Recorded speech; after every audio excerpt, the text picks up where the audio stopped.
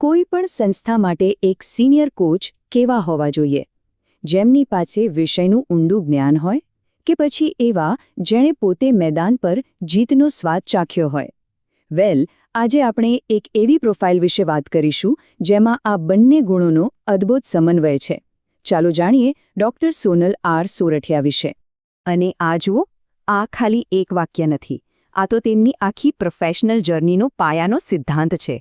એટલે કે પરંપરાગત મૂલ્યો અને આધુનિક ટેકનિક, આ બંનેનું બેલેન્સ જ એમને બીજા બધાથી અલગ પાડે છે. તો ચાલો એમની આખી સફરને વધુ સારી રીતે સમજીએ. આપણે એમના મિશનથી શરૂ કરીશું, પછી એમના શૈક્ષણિક પાયાને જોઈશું, મેદાન પરની એમની સિદ્ધિઓ તપાસીશું અને એમના નેતૃત્વના અનુભવ પર પણ નજર કરીશું. આ બધું જોયા પછી સમજાશે કે તેઓ શા માટે એક સંપૂર્ણ ઉમેદવાર છે. તો એમની ફિલોસોફી છે શું? એકદમ સિમ્પલ. જૂની અને નવી બંને પદ્ધતિઓમાંથી બેસ્ટ લઈને આગળ વધવું. મતલબ કે શિસ્ત અને સખત મહેનત જેવા પરંપરાગત ગુણો તો ખરા જ, પણ સાથે સાથે લેટેસ્ટ સ્પોર્ટ્સ સાયન્સ અને ટ્રેનિંગ ટેકનિક્સનો પણ પૂરો ઉપયોગ કરવો.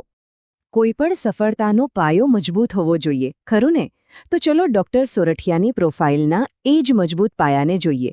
એમનું શૈક્ષણિક બેકગ્રાઉન્ડ, કારણ કે આ જે વસ્તુ છે જે એમના અનુભવને એક વૈજ્ઞાનિક આધાર આપે છે. અહીં જુઓ, બેચલર ડિગ્રીથી લઈને છેક પીએચડી સુધી આ એક સ્પષ્ટ રસ્તો બતાવે છે, એક જ દિશામાં. અને એ દિશા છે ફિઝિકલ એજ્યુકેશનમાં ટોચ પર પહોંચવાની. આ માત્ર ડિગ્રીઓ નથી, આ એમના સમર્પણ અને જ્ઞાન પ્રત્યેની નિષ્ઠાનો પુરાવો છે. 88.30%, એ પણ માસ્ટર ઓફ ફિઝિકલ એજ્યુકેશનમાં. આ કોઈ નાનો સૂનો આંકડો નથી. આ બતાવે છે કે એમની વિષય પર કેટલી જબરદસ્ત પકડ છે. આ આંકડો પોતે જ એમની શૈક્ષણિક તેજસ્વીતાની કહાની કહે છે. અને પછી આવે છે પીએચડી. આ ડિગ્રી એમને માત્ર એક કોચ કે શિક્ષક નહીં, પણ એક વિષય નિષ્ણાત, એક થિંકર તરીકે સ્થાપિત કરે છે. એટલે કે તેઓ માત્ર શું કરવું એ નથી જાણતા, પણ શા માટે કરવું એ પણ ઊંડાણપૂર્વક સમજે છે. અને વાત અહીં અટકતી નથી. એમની શીખવાની ભૂખ જુઓ. યોગ, ટ્રેકિંગ, એનસીસી, આ બધું બતાવે છે કે તેઓ સતત પોતાની જાતને અપડેટ અને અપગ્રેડ કરતા રહે છે. આ જ તેમને એક કમ્પ્લીટ મેન્ટોર બનાવે છે. સારું, પુસ્તકોનું જ્ઞાન તો બરાબર છે, પણ શું આ જ્ઞાન મેદાન પર કામ આવે છે? ચાલો હવે એ જોઈએ. કારણ કે એમની અસલી પરીક્ષા તો સ્પર્ધાની આગમાં જ થઈ છે. આ છે એમના અનુભવનો જીવંત પુરાવો. 10 કરતાં પણ વધારે રમતોમાં, અને એ પણ સ્ટેટ, યુનિવર્સિટી કે નેશનલ લેવલ પર. આવું ખરેખર બહુ ઓછું જોવા મળે છે. આ એમની એથ્લેટિક વર્સેટાલિટી અને કોઈ પણ નવી વસ્તુ ઝડપથી શીખી લેવાની ક્ષમતા દર્શાવે છે. આ કોઈ લોકલ ટુર્નામેન્ટની વાત નથી. આ છે નેશનલ લેવલ. ક્રિકેટ, કબડ્ડીથી લઈને જુડો સુધી. આ એ લેવલ છે જ્યાં પ્રેશર સૌથી વધારે હોય છે. અને આ પ્રેશરને કેવી રીતે હેન્ડલ કરવું એ તેઓ પોતાના અનુભવથી શીખ્યા છે, જે હવે એમના ખેલાડીઓને શીખવી શકે છે. અને મહત્વની વાત એ છે કે અહીં ખાલી ભાગ લેવાની વાત નથી, વાત છે જીતવાની. 2 વાર સ્ટેટ ચેમ્પિયન, યુનિવર્સિટી લેવલ પર જીત, આ બધું એમની અંદર રહેલી વિલિંગ મેન્ટાલિટી બતાવે છે. અને આ ચેમ્પિયન માઇન્ડસેટ તેઓ પોતાની ટીમમાં લાવી શકે છે. તો એક શાનદાર વિદ્યાર્થી અને એક શાનદાર ખેલાડી, પણ શું તેઓ એક શાનદાર કોચ પણ છે? હવે આપણે જોઈશું કે કેવી રીતે એમણે પોતાના જ્ઞાન અને અનુભવને સફળતાપૂર્વક નેતૃત્વ અને માર્ગદર્શનમાં ફેરવ્યા છે. એમનું કરિયર ગ્રાફ જુઓ. ઇન્ટર્નશિપથી શરૂઆત કરી, પછી સ્કૂલમાં અનુભવ લીધો, સીબીએસઈ જેવા મોટા બોર્ડમાં કામ કર્યું, અને હવે તો સરકાર સાથે પણ જોડાયેલા છે.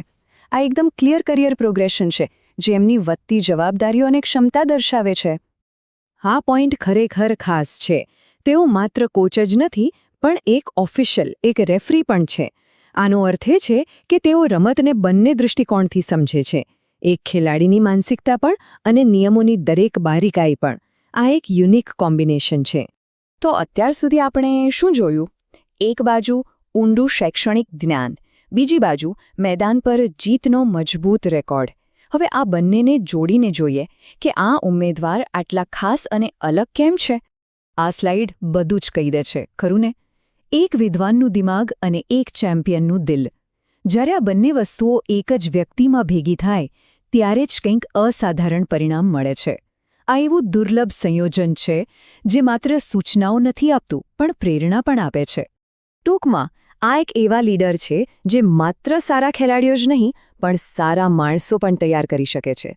એવા લીડર જે મેદાન પર અને મેદાનની બહાર એમ બંને જગ્યાએ જીતવા માટે પ્રેરણા આપે છે.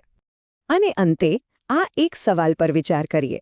જ્યારે કોઈ ટીમ પાસે આવો લીડર હોય જેણે પોતે પણ ઉચ્ચ સ્તરે પ્રદર્શન કર્યું હોય અને જેની પાસે વિષયનું ઊંડાણપૂર્વકનું જ્ઞાન પણ હોય તો એ ટીમની સફળતાની સીમા શું હોઈ શકે? જવાબ સ્પષ્ટ છે. શ્રેષ્ઠતા માત્ર શીખવવામાં નથી આવતી, એ જીવંત ઉદાહરણ દ્વારા પ્રેરિત થાય છે.